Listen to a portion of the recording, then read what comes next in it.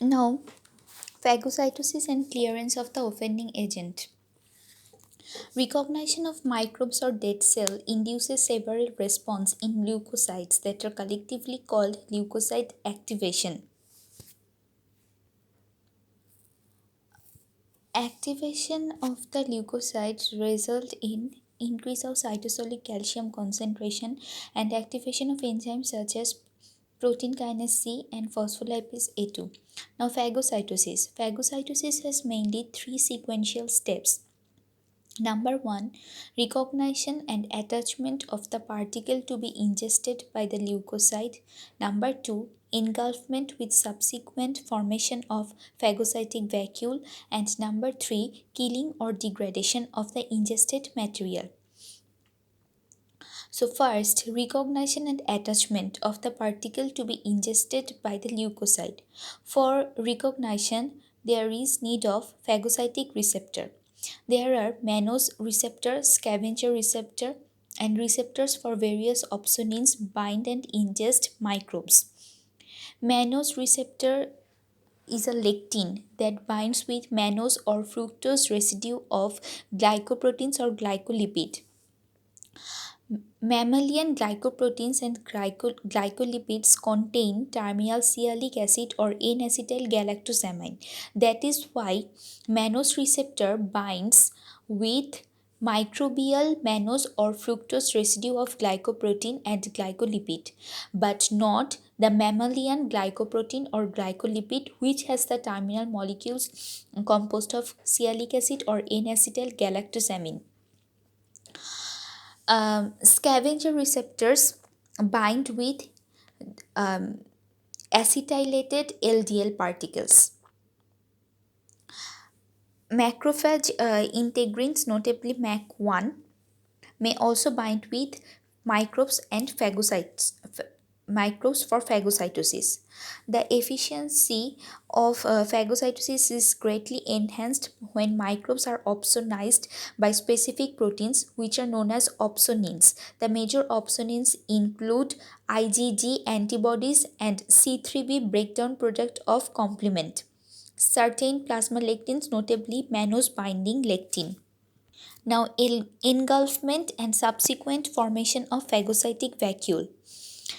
Engulfment is caused by the extension of cytoplasm forming pseudopods, and the plasma membrane pinches off to form a vesicle known as phagosome that encloses the particle. Then the phagosome fuses with lysosomal granule, and the granular contents in and the discharge of granules contents into phagolysosome. During the process, the phagocyte may also release granule content in the extracellular space. Now, intracellular destruction of microbes and debris. The intracellular destruction is caused by reactive oxygen species, also known as reactive oxygen intermediates, and the reactive nitrogen species, as well as lysosomal enzymes. Reactive oxygen species. Reactive oxygen species are formed by rapid assembly and activation of multi-component oxidase, mainly NADPH oxidase. NADPH oxidase is also known as phagocyte oxidase, which oxidizes NADPH and in the process reduces oxygen to superoxide. In the neutrophil, this oxidative reaction is triggered by activating signals and accompanies phagocytosis, that is known as respiratory burst. Phagocyte oxidase is an enzyme that has at least 7 protein. এই 7টা প্রোটিনের কিছু কিছু থাকে সাইটোপ্লাজমে আর কিছু কিছু থাকে plasma মেমব্রেনে। যখন অ্যাক্টিভেটিং স্টিমুলি আসে তখন সাইটোসলিক প্রোটিন কম্পোনেন্টগুলো ট্রান্সলোকেট হয়ে ফ্যাগোজোমাল মেমব্রেনে চলে আসে, যার কারণে ফাংশনাল এনজাইম কমপ্লেক্স তৈরি হয়। তাহলে এই যে রিঅ্যাক্টিভ অক্সিজেন স্পিসিস প্রডিউস হয় লাইসোজোম আর ফ্যাগোজোমের ভিতর, যেখানে সুপার অক্সাইডটা কনভার্টেড হয়ে হাইড্রোজেন পারঅক্সাইডে পরিণত হয় by spontaneous dismutation. Azurophilic granules of neutrophils contain the enzyme myeloperoxidase, which in the presence of chloride converts hydrogen peroxide to hypochlorite. Hypochlorite is a potent antimicrobial agent that destroys microbes by halogenation or by the oxidation of protein and lipid, that is lipid peroxidation. Hydrogen peroxide myeloperoxidase halide system is most efficient bactericidal system of neutrophil. Hydrogen peroxide is also converted into hydroxide ion, which is also a powerful destructive agent. এই যে oxygen derived রেডিকেলগুলো এগুলো extra সেলুলারলিও expose হতে পারে। তো আমাদের সেরাম tissue fluid আর host সেলের কিছু antioxidant mechanism আছে, যার কারণে এই অক্সিজেন ডিরাইভড রেডিকেলগুলো এক্সট্রা সেলুলারলি আসলেও আমাদের কোনো হার্মফুল ইফেক্ট হয় না অক্সিজেন ডিরাইভড রেডিকেলের জন্য। এই অ্যান্টিঅক্সিডেন্ট মেকানিজমগুলোর মধ্যে আছে super oxide dismutase, catalase, glutathione peroxidase, copper binding serum protein known as ceruloplasmin, iron binding fraction known as transferrin. আরেকটা যেই জিনিস কিলিংয়ের জন্য সেটা হচ্ছে নাইট্রিক অক্সাইড। নাইট্রিক অক্সাইড হচ্ছে একটা সলিউবল গ্যাস। এটা আর্জিনিন থেকে তৈরি হয় by the action of nitric oxide synthase. Nitric oxide synthase হচ্ছে তিনটা ডিফারেন্ট পাথওয়েতে তৈরি হয়। একটা হচ্ছে endothelial nitric oxide synthase, neuronal nitric oxide synthase and inducible nitric oxide synthase. Endothelial and neuronal nitric oxide synthase এগুলো আর্জিনিনকে কনভার্ট করে যে নাইট্রিক অক্সাইড তৈরি করে সেগুলা মূলত কাজ করে ভাস্কুলার টোন আর হচ্ছে নিউরোট্রান্সমিটার হিসেবে। এন্ডোথেলিয়াল নাইট্রিক অক্সাইড সিনথেসটা নাইট্রিক অক্সাইডকে জেনারেট করে সেটা হচ্ছে ভাস্কুলার টোন মেনটেন করে। আর neuronal nitric oxide synthase arginine থেকে যে নাইট্রিক অক্সাইডটা জেনারেট করে সেটা মূলত নিউরোট্রান্সমিটার হিসেবে কাজ করে।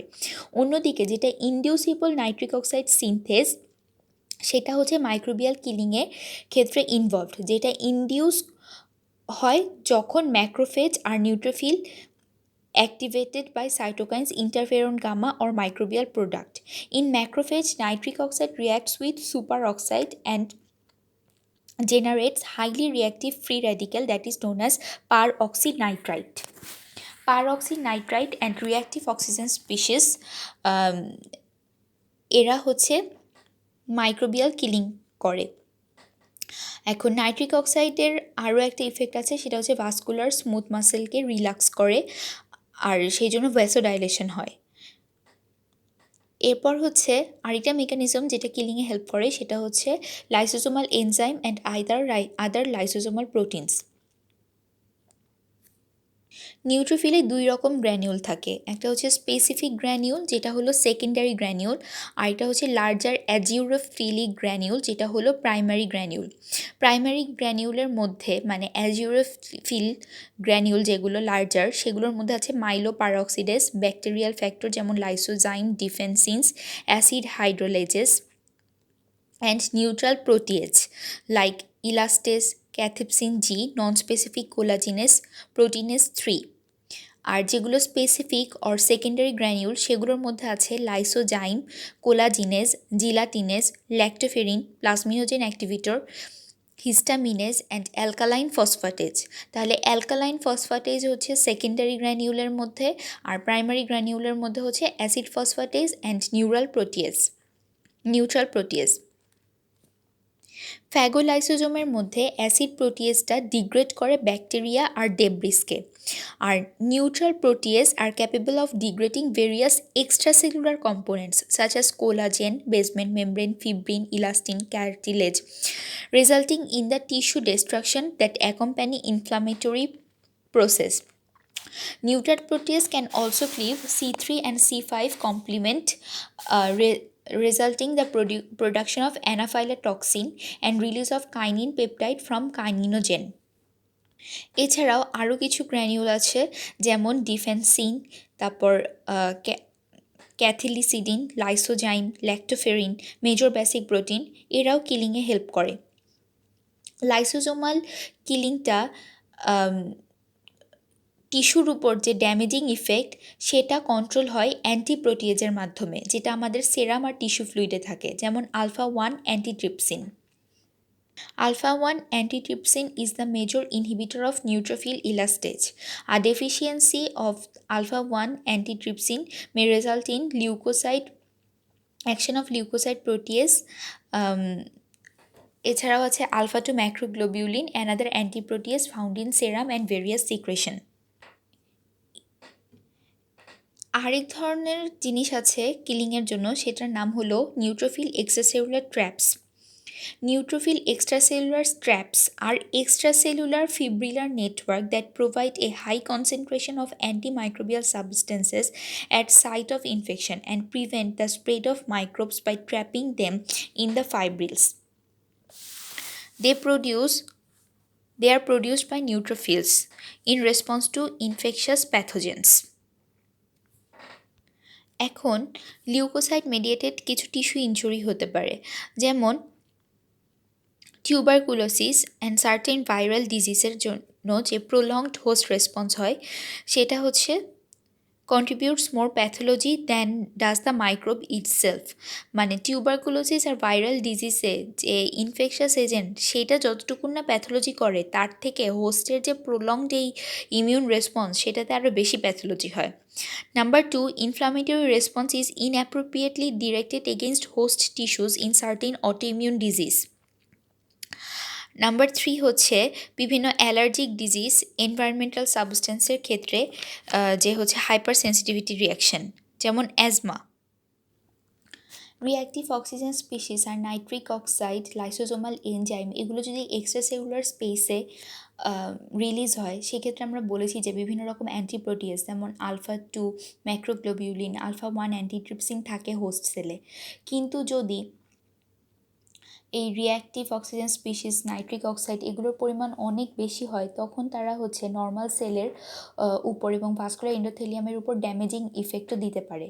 এগুলো যদি আনচেকড থাকে অথবা হচ্ছে inappropriately directed host tissues, the leukocyte infiltrate itself become the offender, induce leukocyte dependent tissue injury, underlies many acute and chronic inflammatory disease.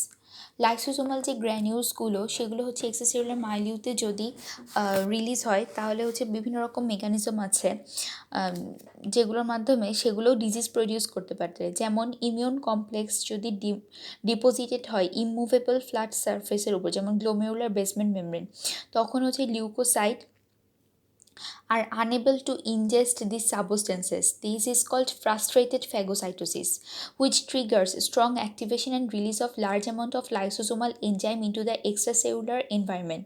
Some phagocytous substances such as urate crystals may damage the membrane of the phagolysosome and also lead to release of lysosomal granule. Other functional response of activated leukocytes include macrophage, produce cytokines, growth factors that stimulate the proliferation of endothelial cell and fibroblast and the synthesis of collagen and enzyme. T lymphocytes, which are cells of adaptive immunity, may secrete interleukin 17. Interleukin 17 is a chemokine that recruits leukocytes.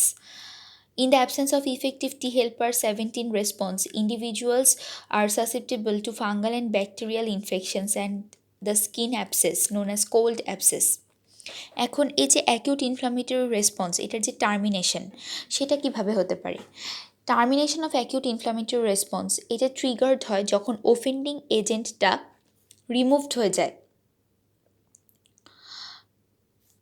নিউট্রোফিলের একটা short half life আছে, after that it will die by apoptosis within a few hours after leaving the blood vessels.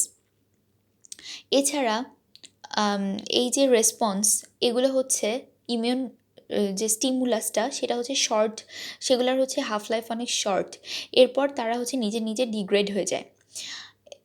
এছাড়া inflammation stop করার জন্য কিছু stop signal থাকে, যেমন arachidonic acid metabolite produced from pro inflammatory leukotriene to anti inflammatory লাইপক্সিন।